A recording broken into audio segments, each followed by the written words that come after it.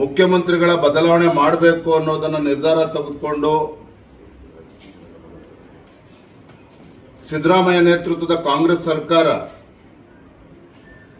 ಕಳೆದ 3 ವರ್ಷದಲ್ಲಿ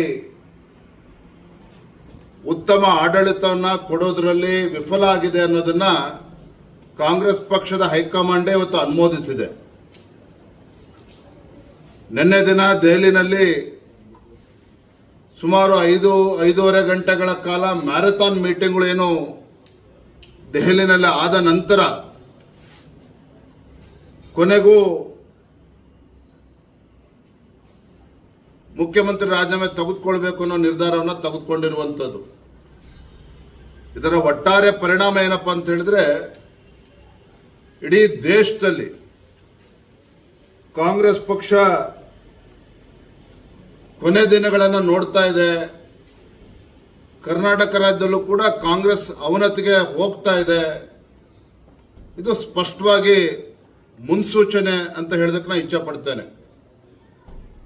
ಸಿದ್ದರಾಮಯ್ಯನವರು ಮುಖ್ಯಮಂತ್ರಿ ಸ್ಥಾನದಿಂದ ಇವತ್ತು ನಾಳೆ ರಾಜೀನಾಮೆ ಕೊಟ್ಟು ಯಾರು ಮುಖ್ಯಮಂತ್ರಿ ಆಗ್ತಾರೆ ಅನ್ನೋದು ಮುಖ್ಯ ಅಲ್ಲ.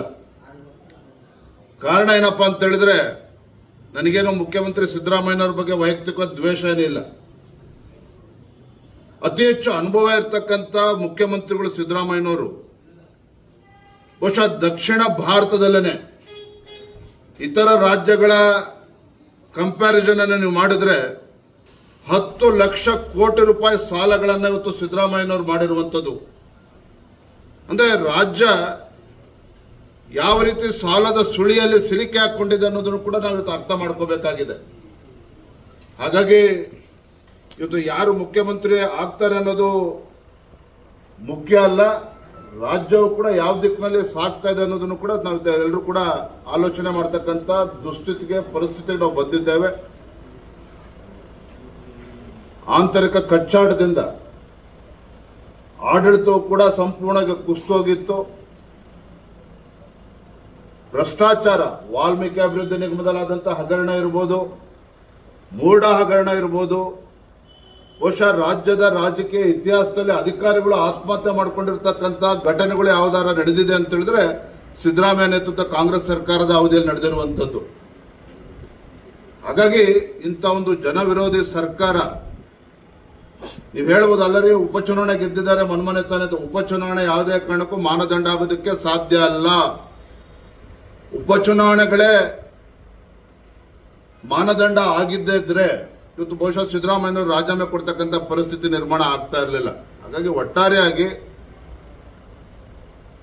ರಾಜ್ಯದಲ್ಲಿ ಅಭಿವೃದ್ಧಿ ಇಲ್ಲದೇನೆ ಭ್ರಷ್ಟಾಚಾರದಲ್ಲಿ ಮುಳುಗೋಗಿದ್ದಂತ ಕಾಂಗ್ರೆಸ್ ಸರ್ಕಾರ ಕೊನೆಯೂ ಕೂಡ ಕಾಂಗ್ರೆಸ್ ಹೈಕಮಾಂಡ್ ಒಪ್ಕೊಂಡು ಇವತ್ತು ಮುಖ್ಯಮಂತ್ರಿ ಬದಲಾವಣೆಗೆ ಕೈ ಹಾಕಿರ್ತಕ್ಕಂಥದ್ದು ನಾವು ಗಮನಿಸಿದ್ದೇವೆ. Thank you. ಇವರ ಆಂತರಿಕ ಕಚ್ಚಾಟ ಬಿಜೆಪಿಗೆ ಅನುಕೂಲ ಆಗುತ್ತೆ ಸಂಘಟನೆ. ನೋಡ್ರಿ, ನಾನು ಶಾಸಕನಾಗಿ ರಾಜ್ಯದ ಭಾರತೀಯ ಜನತಾ ಪಾರ್ಟಿ ಅಧ್ಯಕ್ಷನಿಗೆ ಒಂದು ಮಾತನ್ನು ಹೇಳ್ತಾನೆ. ಇವತ್ತು ಸಿದ್ದರಾಮಯ್ಯನವರು ರಾಜೀನಾಮೆ ಕೊಟ್ಟು ಯಾರೇ ಮುಖ್ಯಮಂತ್ರಿ ಆದರೂ ಕೂಡ ಅದು ತಾತ್ಕಾಲಿಕ. ಅವಧಿ ಪೂರ್ವ ಚುನಾವಣೆ ಕರ್ನಾಟಕ ರಾಜ್ಯದಲ್ಲಿ ಬರುವಂತದ್ದನ್ನು ಯಾರೂ ಕೂಡ ತಡೆಯೋದಕ್ಕೆ ಸಾಧ್ಯ ಇಲ್ಲ. ನಾನು ಮತ್ತೊಮ್ಮೆ ಹೇಳ್ತಾ ಇದ್ದೇನೆ, ಸಿದ್ದರಾಮಯ್ಯನವರು ರಾಜೀನಾಮೆ ಕೊಟ್ಟು ಯಾರೇ ಮುಖ್ಯಮಂತ್ರಿ ಆದರೂ ಸಹ ರಾಜ್ಯದ ಆಡಳಿತದಲ್ಲಿ ಯಾವ ರೀತಿ ಗೊಂದಲಗಳು ಆಗ್ತದೆ ನೀವೇ ನೋಡಿ. ಅವಧಿ ಪೂರ್ವ ಚುನಾವಣೆ ರಾಜ್ಯದಲ್ಲಿ ಬಂದೇ ಬರ್ತದೆ. ನೀವು ಕೇಳಿರ್ತಕ್ಕಂಥ ಪ್ರಶ್ನೆಗೆ ನಾನು ರಾಜ್ಯದ ಅಧ್ಯಕ್ಷನ ಹೇಳುವಂಥದ್ದು, ನಾವು ಜನರ ಮುಂದೆ ಹೋಗಬೇಕಾಗಿರ್ತಕ್ಕಂಥದ್ದು ನಾವೇನ್ ಮಾಡ್ತೇವೆ ಅನ್ನೋದನ್ನ. ಆಂಟಿ ಇನ್ಕಂಬೆನ್ಸಿ ಎಲ್ಲವೂ ಕೂಡ ಬೋನಸ್ ಅಷ್ಟೇ. ಆದ್ರೆ ನಾವು ಜನರ ಮುಂದೆ ಹೋಗ್ಬೇಕಾಗಿರ್ತಕ್ಕಂಥದ್ದು, ನಾವು ರಾಜ್ಯ ಜನತೆಗೆ ಏನ್ ಕೊಡ್ತೇವೆ ಇದರ ಆಧಾರದ ಮೇಲೆ ಪಾಸಿಟಿವಿಟಿ ಮೇಲೆ ನಾವು ಹೋಗ್ಬೇಕಾಗಿರ್ತಕ್ಕಂಥದ್ದು. ಹಾಗಾಗಿ ಎಲ್ಲದಕ್ಕೂ ಕೂಡ ನಾವು ಸಂಘಟನೆ, ನಮಗೆ ಶಕ್ತಿ ಇದೆ. ನಾವೆಲ್ಲರೂ ಕೂಡ ಒಟ್ಟಾಗಿ ಒಂದಾಗಿ ಸಂಘಟನೆ ಬಲಪಡಿಸಿ ರಾಜ್ಯದಲ್ಲಿ ಮುಂದೆ ಅಧಿಕಾರಕ್ಕೆ ಬರ್ತಕ್ಕಂಥ ನಿಟ್ಟಿನಲ್ಲಿ ನಾವು ಒಟ್ಟಾಗಿ ಒಂದಾಗಿ ಹೋಗ್ತೇವೆ. ಸರ್, ನೀವು ನೋಡಿರೋ ಪ್ರಕಾರ ಸಿದ್ದರಾಮಯ್ಯ ಅವರು ಅಷ್ಟು ಈಸಿಯಾಗಿ ರಾಜೀನಾಮೆ ಕೊಡ್ತಾರೆ ಅಂತ ಅನ್ಕೊಂಡಿದ್ದೀನಿ. ನನಗೂ ಅನಿಸಿಲ್ಲ. ಆದರೆ ಕಾಂಗ್ರೆಸ್ ಪಕ್ಷದ ಹೈಕಮಾಂಡ್ ತೀರ್ಮಾನ ಮಾಡಿರೋದ್ರಿಂದ ಅವರಿಗೆ ರಾಜೀನಾಮೆ ಕೊಡಬೇಕಾಗಿರ್ತಕ್ಕಂಥ ಅನಿವಾರ್ಯತೆಯೂ ಇದೆ. ರಾಜೀನಾಮೆ ಕೊಟ್ಟೇ ಕೊಡ್ತಾರೆ. ಯಾರು ಮುಖ್ಯಮಂತ್ರಿ ಆಗ್ತಾರೆ ಅದು ಭಗವಂತನ ಬಿಡು. Thank you.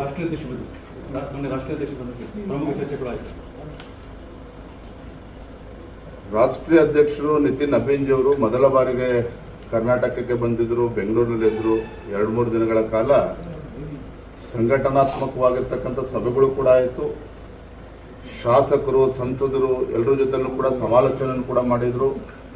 ಮತ್ತು ಯುವಕರ ಜೊತೆ ಸಂವಾದನೂ ಕೂಡ ಮಾಡಿದ್ರು. ಒಟ್ಟಾರೆಯಾಗಿ ನನಗನ್ಸಿದ್ದು, ನನ್ನನ್ನು ಸೇರಿ ರಾಜ್ಯದ ಅನೇಕ ನಮ್ಮ ಶಾಸಕರು, ಸಂಸದರಿಗೆ ಎಲ್ಲರೂ ಕೂಡ ಆಶ್ಚರ್ಯ ಆಯಿತು. ಅಂದರೆ ಒಬ್ಬರು ರಾಷ್ಟ್ರೀಯ ಅಧ್ಯಕ್ಷರಾದಂಥ ಸಂದರ್ಭದಲ್ಲಿ ಸಂಘಟನೆ ಬಗ್ಗೆ ಎಷ್ಟೊಂದು ಆಳವಾಗಿ ಇಳಿತಾರೆ ಅನ್ನೋದು ಯಾರಿಗೂ ಕೂಡ ನಿರೀಕ್ಷೆ ಇರಲಿಲ್ಲ. ಸಂಘಟನೆ ಬಗ್ಗೆ ಅಪಾರವಾಗಿರ್ತಕ್ಕಂಥ ಅನುಭವನೂ ಕೂಡ ಅವ್ರಿಗಿದೆ. ಇನ್ನೂ ಕೂಡ ಸಂಘಟನೆ ಬಲಪಡಿಸಬೇಕು ಅಂತಕ್ಕಂಥ ಇಚ್ಛಾಶಕ್ತಿನೂ ಅವ್ರಿಗಿದೆ, ಮತ್ತು ಶಕ್ತಿನೂ ಕೂಡ ಅವರಲ್ಲಿ ಇದೆ.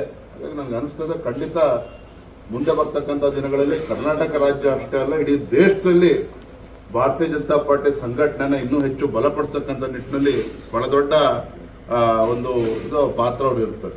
ಸರ್, ಶಿವಮೊಗ್ಗದಲ್ಲಿ ಸಾಕಷ್ಟು ಮಳೆ ಆ ಬೆಳೆ ಏನಾಗಿದೆ, ಪರಿಹಾರ ಸಿಗ್ತಾ ಪ್ರೊಟೆಸ್ಟ್ ಕೂಡ ಮಾಡಿದ್ರು, ಬಿಜೆಪಿ ಮಾತಾಡಿದ್ದೀವಿ. ನನ್ನ ರಾಜ್ಯ ಮಟ್ಟದಲ್ಲೂ ಕೂಡ ನಾನು 4ನೇ ತಾರೀಕು ನಮ್ಮ ರಾಜ್ಯ ರೈತ ಮೋರ್ಚಾದ ಎಲ್ಲ ಪ್ರಮುಖರು ಸಭೆನೂ ಕೂಡ ಕರೀತಾ ಇದ್ದೇನೆ. ರಾಜ್ಯದಲ್ಲಿ ಇವತ್ತು ರೈತಾಪಿ ವರ್ಗ ಅಂದರೆ ರೈತರು ಇವತ್ತು ಬೀದಿಗಿಳಿಯುವಂಥ ಪರಿಸ್ಥಿತಿ ನಿರ್ಮಾಣ ಆಗಿದೆ. ಇವತ್ತು ರಸಗೊಬ್ಬರದ ಒಂದು ಕೊರತೆ ನಿರ್ಮಾಣ ಮಾಡ್ತಕ್ಕಂಥ ಒಂದು ಹುನ್ನಾರನೂ ಕೂಡ ನಡೀತಾ ಇದೆ. ಇದೆಲ್ಲವೂ ಕೂಡ ಸಮಸ್ಯೆ ಇದೆ. ಅಡಿಕೆ, ನಮ್ಮ ಶಿವಮೊಗ್ಗ ಜಿಲ್ಲೆ ಬಗ್ಗೆ ಮಾತನಾಡೋದಾದ್ರೆ ಸುಮಾರು 10-12 ಲಕ್ಷ ಅಡಿಕೆ ಮರಗಳು ಬಿದ್ದೋದ್ರೂ ಕೂಡ ರಾಜ್ಯದ ಮಂತ್ರಿಗಳಾಗಲಿ ಯಾರೂ ಕೂಡ ಇದ್ರ ಬಗ್ಗೆ ಗಮನ ಇಲ್ಲ. ಒಟ್ಟಾರೆಯಾಗಿ ರಾಜ್ಯದ ಪರಿಸ್ಥಿತಿನೂ ಹೀಗೆ ಇದೆ.